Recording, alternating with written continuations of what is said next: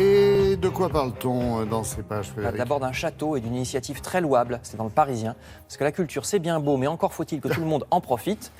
Par conséquent, le château de Fontainebleau a vu venir à lui des habitants de quartiers défavorisés qui ont été invités pour une visite. Souvent, vous voyez des femmes immigrées, comme vous le voyez sur la photo, également des enfants qui habitent parfois tout à côté des lieux de culture, mais qui n'y vont pas parce qu'ils ont l'impression que ce n'est pas pour eux. Donc, c'est une opération organisée par l'État et le château de Fontainebleau que vous découvrirez dans cet article. Il y a aussi des initiatives privées en direction des gens qui ont peu d'argent. Le Parisien toujours nous apprend qu'un restaurant économique vient d'ouvrir à Pigalle à Paris, parce qu'on est dans un pays de gastronomie. La culture du restaurant, c'est important chez nous, mais tout le monde ne peut pas y aller. Donc dans ce restaurant nommé le Bouillon Pigalle, comme les bouillons du 19e siècle, les entrées et les desserts sont à 3 €, les plats à 11 € maximum. Donc on peut aller y manger. Alors évidemment, c'est œuf maillot, pot-au-feu, pâtisserie, on ne va pas manger du caviar.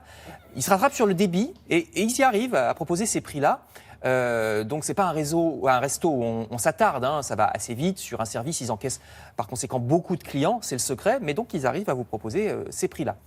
Cette idée de la qualité pour tous est aussi évoquée dans cet autre article, toujours du Parisien aujourd'hui en France, où on apprend que le bio, même le bio, est réalisable pour tous. Dans les cantines, par exemple, ça coûte finalement pas plus cher, explique un adjoint au maire d'une petite commune, surtout si on fait de temps en temps un menu végétarien, parce que ça coûte moins cher que la viande. Le Figaro, de son côté, nous rappelle que c'est même un combat de société si on veut rester un pays avec une vraie culture du bien manger. Le titre du Figaro parle de manger mieux sans effort conscient. Pourquoi ? Parce que c'est un rapport commandé par le ministère de la Santé qui trouve que les industriels sont de mauvaise volonté depuis des années et que donc il faut passer à des actions publiques plus fortes pour que les gens achètent sans y penser les bons produits. Parce que les mauvais seront plus taxés, donc plus chers, ou bien parce que la publicité des mauvais produits sera interdite, par exemple. Donc sans y penser, on ira plus vers les bons. C'est le principe de ce rapport. On verra si c'est un énième rapport, appliqué ou pas, comme souvent les rapports qui vont dans un tiroir. Je termine cette page gastronomie en vous apprenant avec Libération qu'on peut aussi manger du cactus, ça aussi c'est nouveau. Alors, jeu de mots dans le titre, puisque les cactus et les plantes grasses sont ce qu'on appelle des plantes succulentes en botanique.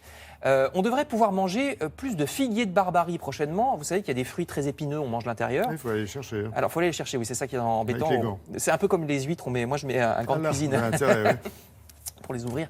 Alors ça pourrait nous sauver de la sécheresse et du réchauffement climatique parce que ce cactus est un bon fourrage pour le bétail. Ça pousse même dans le désert. Donc vous savez qu'il y a la sécheresse en ce moment dans le sud de la France. Donc ça pourrait être un fourrage et on pourrait avoir des steaks venus d'une vache qui a mangé du cactus un jour. Pourquoi pas. Pourquoi pas, voilà. Merci. Oui, pardon, non, j'en ai encore un peu. Des dernières informations, donc Non, je c'était la dernière. information culinaire. Je Culinaire. termine avec très deux bien. sujets populaires, là aussi. Formidable. D'abord du pop art, l'étymologie art populaire, Oui. du mot au départ, qui dynamita les canons classiques de l'art dans les années 60. Un art dérivé de la pub ou de la bande dessinée. Vous voyez ce Roy Lichtenstein, Oui. c'est très connu, qu'on voit en photo. Il y a une belle exposition en ce moment sur le pop art au musée Mayol à Paris, nous dit Lacroix. Enfin, problème populaire, là aussi. Et cette fois, je termine, c'est l'orthographe. Le Parisien nous explique combien la mauvaise orthographe devient un problème, et d'abord pour les gens eux-mêmes, parce qu'un CV avec des fautes, ça part à la poubelle. Et ça freine même ensuite la carrière d'avoir une mauvaise orthographe.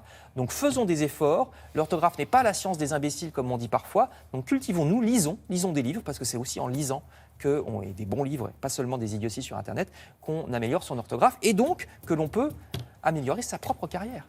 Formidable. Merci.